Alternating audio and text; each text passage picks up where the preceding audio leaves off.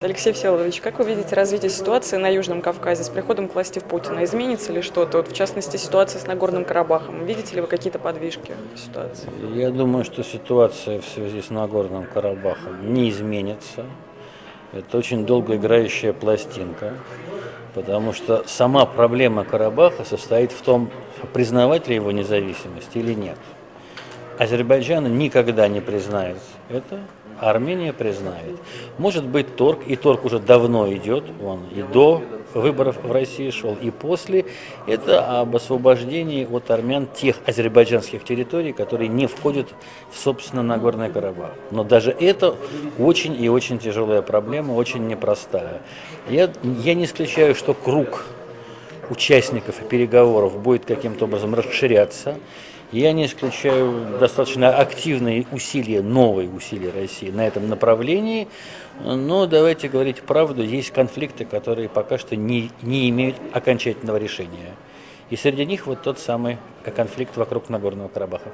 А за счет кого будет расширяться круг? Ну, я думаю, что будет более активное участие принимать Европа. Обязательно Турция. Турки в этом отношении очень амбициозные, и в этом плане они будут не только сотрудничать, но и каким-то образом конкурировать с Россией. Но это уже достаточно.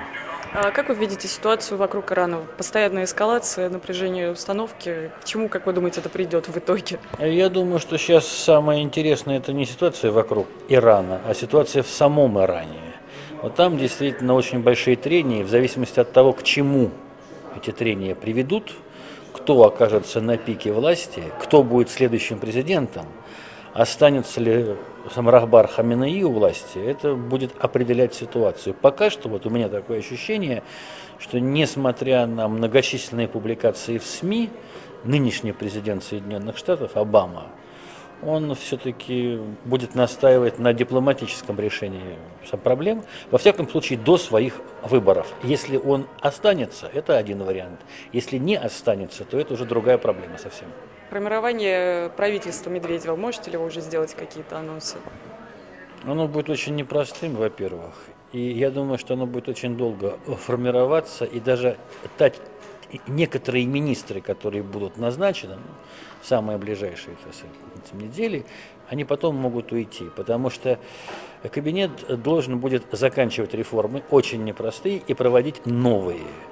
Если это будет реальная работа, а реформы-то, в общем, непопулярные, то кем-то придется жертвовать из министров, какие-то министры откажутся проводить реформы или почувствуют свою неспособность к ним. Так что я думаю, что и формирование будет долгим, и кабинет сам будет переменчивым. Спасибо большое, Алексей Всеволодович.